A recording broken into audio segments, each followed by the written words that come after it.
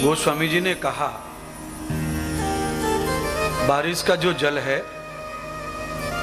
पहले तो धरती पर गिरता है, धरती उसे पीती रहती है, और धरती का जब एक सतह तृप्त हो जाता है तो पानी फिर बहने लगता है,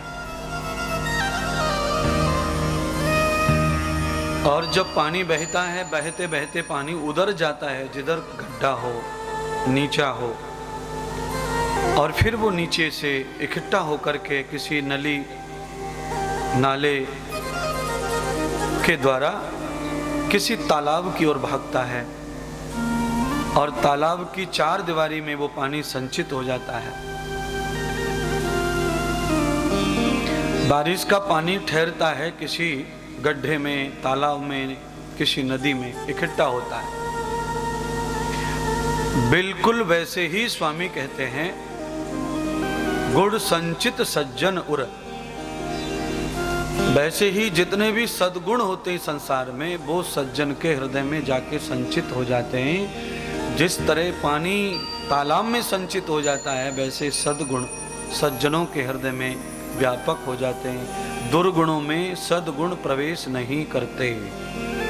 देखिए, अलमारियां, खिड़कियां, दरवाजे, शीशे सब बंद हों, बाहर कितनी भी मनोहर हवा चल रही हो, वह हमारे बंगले में प्रवेश नहीं करेगी, क्योंकि दुर्जन के तो संपूर्ण दरवाजे बंद रहते हैं सद्गुणों के लिए। सज्जनों का हृदय खुला रहता है सद्गुण के लिए।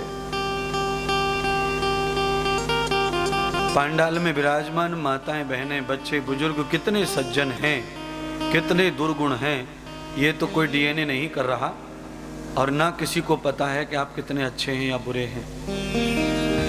पर सामान्य व्यासपीठ से हम भागवत के अनुसार प्रमाण देखे, सुने हैं, पढ़े हैं, उस अनुसार हम ये अंदाज लगा सकते हैं कि आप पुण्य आत्मा हैं और भगवान के कृपा पात्र हैं, क्योंकि जो पांडाल में कथा के आ गया है वो भगवान का कृपा पात्र है। चाहे वो अच्छा हो, चाहे बुरा हो, छोटा हो, बड़ा हो, गरीब हो, अमीर हो,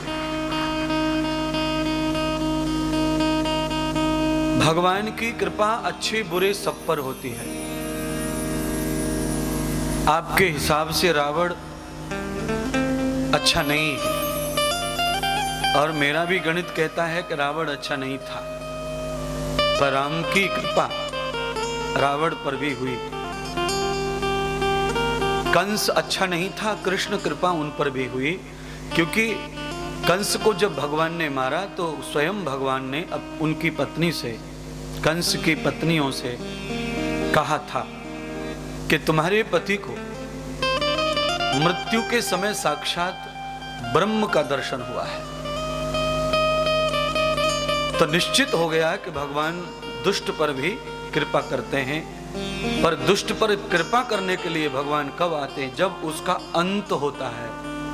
और सज्जन पर कृपा करने के लिए भगवान हर समय, गोस्वामी जी ने कहा, सत हृदयो उर्वसते देवम दर्शनम प्रिय। हर समय सज्जनों के हृदय में राम बसते हैं।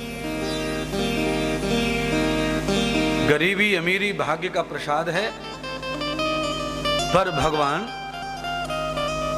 सज्जन के हृदय में वास करते हैं। सज्जन गरीब भी, अमीर भी, कोई भी हो सकता है। सज्जन होने के लिए अमीर होना जरूरी नहीं है या गरीब होना जरूरी नहीं है। सज्जनता समाज का सबसे प्रिय गुण है, जो सब में नहीं पाया जाता है।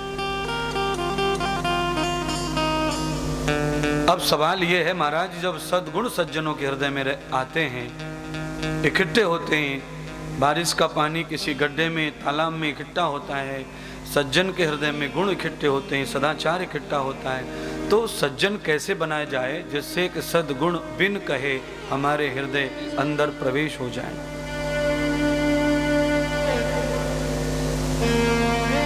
तो यहाँ पर ऋषि मनु स्मृति में कहते हैं, सताम सज्जना नाम संगः सत्संग वेदा नाम दर्शितम यथा श्रुति कर्ण रद्रौ वशितो अमृतो यथा। जिनके कानों में सत्संग रूपी संत अमृत वचन प्रवेश करते हैं वो धीरे धीरे सज्जन हो जाते हैं, फिर उनके हृदय में सद्गुण रूपी परमात्मा प्रवेश करने लग जाते हैं, वास करने लग जाते हैं।